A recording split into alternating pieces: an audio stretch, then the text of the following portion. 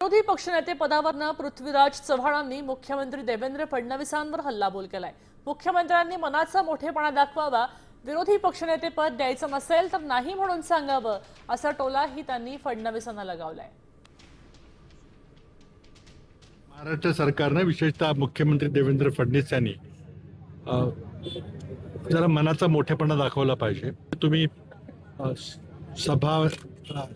विधानसभेचे अध्यक्ष किंवा विधान परिषदेचे सभापती यांच्या मागे लपू नका। सगळे अधिकार तुमचे आहेत, तुम्ही म्हणाल तेच या ठिकाणी होईल आणि जे पंतप्रधान मोदी पाहिजे तेच देशात होईल।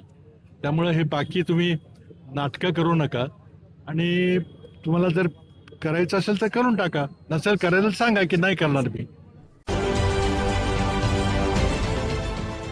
देश विदेशातील प्रत्येक घडामोडींचे लाईव्ह अपडेट मिळवण्यासाठी आता साम टीव्हीच्या सर्व सोशल मीडिया प्लॅटफॉर्मला लाईक, फॉलो आणि सबस्क्राईब करा। तसंच सर्व नोटिफिकेशनसाठी बेल आयकॉन प्रेस करायला विसरू नका।